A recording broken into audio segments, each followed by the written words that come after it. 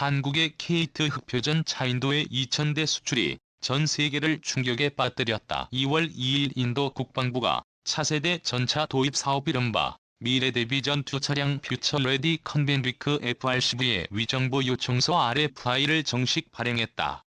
사업 본격화에 신호탄을 쏘아 올린 것이다. 인도 육군은 이번 사업을 통해 현용 주력 전차 T-72 야즈야, 아지아 전차 2400대 실전 배치를 대체할 최소 17만 70대의 신형 전차를 도입할 예정이다. 신형 전차의 자체를 활용한 파생형 모델 11종의 생산도 계획됐다. 전체 사업 규모가 20조 원 이상인 초대형 프로젝트다. 인도는 낮은 에어 중전차를 자체 개발해 250여 대를 양산한 바 있다. 다만 낮은 전차는 무기 개발 역사에 남을 실패작으로 제대로 된 전력으로 인정받지 못하는 실정이다. 사실상 인도군 주력 전차는 T-72 야제와 T-90 계열 2000대 실전 배치 등 러시아제다. 성능을 개량한 T-90 계열은 그대로 유지하고 노후화한 아지아 전차만 F-82로 대체할 전망이다.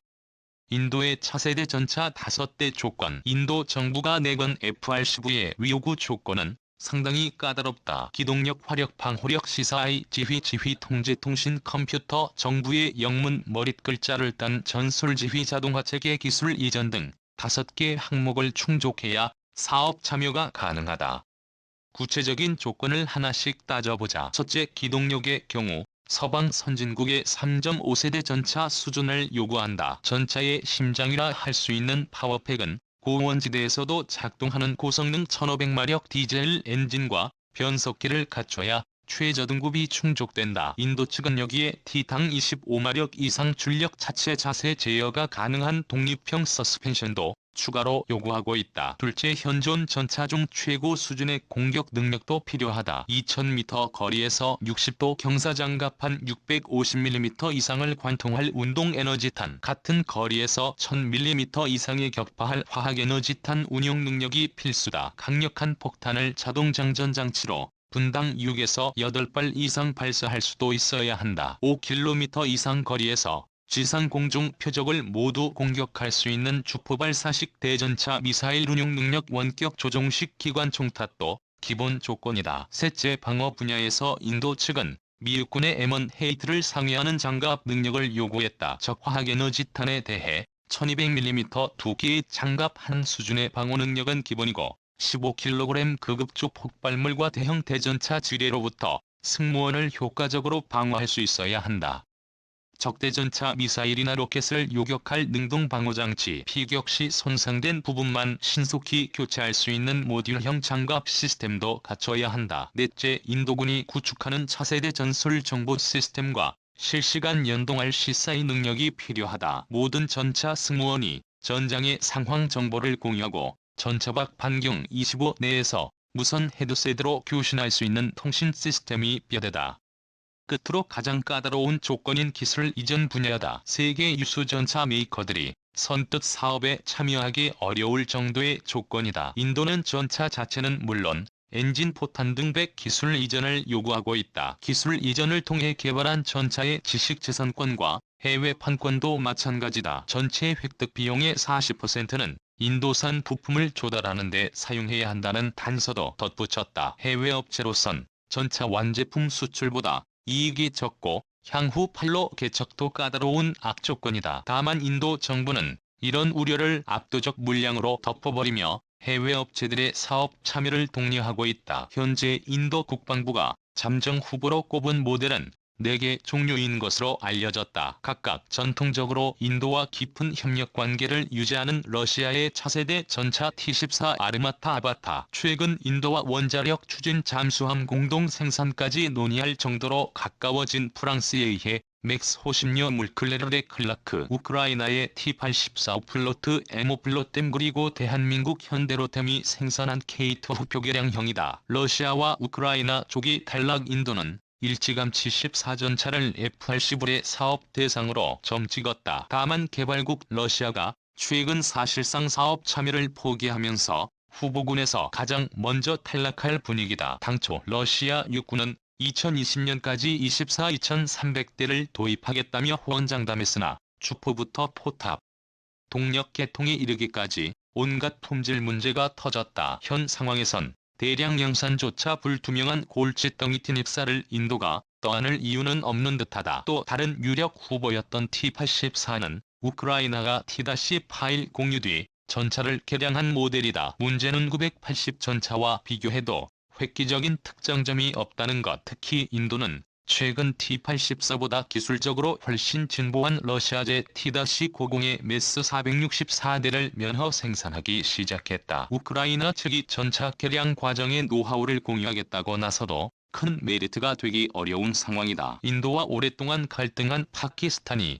T-84에 눈독을 들이고 있는 점도 발목을 잡는다. 파키스탄이 최근 T-84의 원형인 T-80유지를 대량 도입한 것. 파키스탄 육군 참모총장이 우크라이나를 직접 방문해 T-84 도입 논의를 진행하기도 했다. 인도군의 도입 검토 대상에서 T-84가 제외됐다는 관측이 나오고 있다. 이처럼 유력 주자들이 낙마하며 이번 FRCV의 사업은 프랑스에 의해 맥스 56화 한국산 K2 후표의 입하전이 될 전망이다. 한국과 프랑스는 나렌드라 모디 인도 총리의 핵심 시책인 메이크 인 인디아 인도 국내 제조업 강화 정책에 부응해 기술 이전에 가장 적극적인 나라다.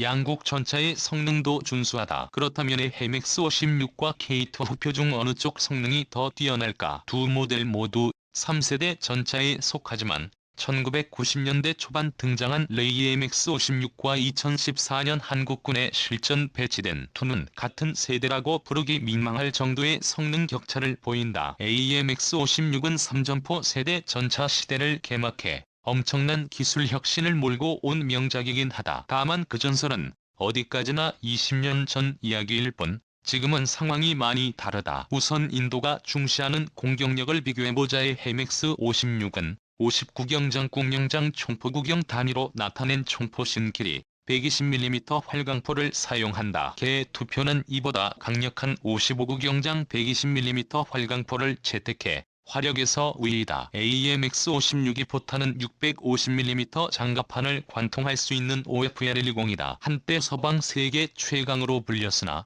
20년째 별다른 개량이 없었다. K2가 사용하는 게이지의 구보탄은 800mm 2개의 장갑판을 관통할 수 있어 좀 더 강력하다. 스케이트 전차는 약간의 통합 작업만 거치면 사거리 5km인 이스라엘제 주포 발사식 대전차 미사일에 레일즈 8기를 발사할 수 있다. 최대 사거리 85km에 달하는 주포발 사식 상부 장갑 공격 지능탄도 도입할 예정이므로 공격력 면에선에 의해 맥스 56과 견줄 바 아니다. 방어력은 어떤가? K2는 현존 최정상급 전차 포탄 K의 지구를 막아낼 정도로 든든한 방어력을 지녔다. 반면 제2의 맥스 56은 스웨덴 육군의 차세대 전차 도입 경쟁에서 방어력 최하위 평가를 받아 조기 탈락했다. 스케이트와 비교하면 방어력이 한 수 아래일 것으로 평가된다.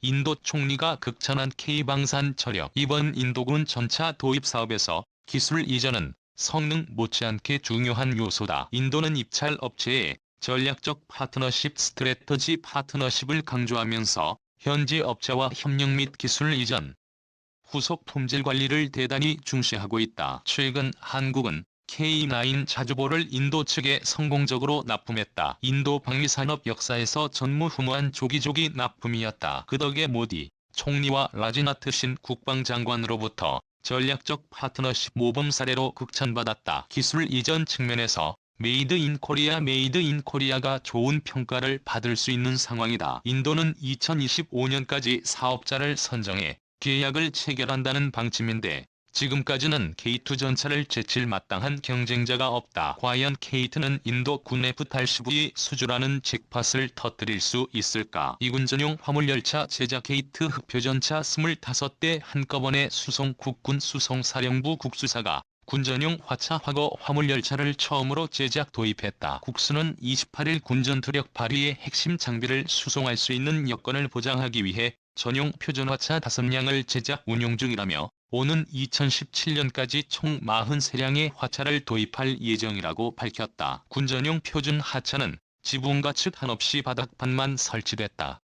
궤도 기동 장비를 수송하기 쉽다. 군주요 장비 재원을 분석해 제작된 전용 표준화차는 두량당 적재 중량이 7.9kg이다. 1회에 20량을 운행하는 점은 감안하면 최대 2400팁을 실어 나를 수 있다. 이는 오후 T에 달하는 게이트 흑표전 차이 15대를 수송할 수 있는 능력이다. 국수사는 군 전용 표준 하체를 이용해 현재 우리 군이 운영하는 모든 궤도 기동 장비를 수송할 수 있다고 소개했다. 또 전용 결박 장치를 별도 설치함으로써 장비 결박에 투입되는 인원과 결박 시간을 줄였다고 설명했다.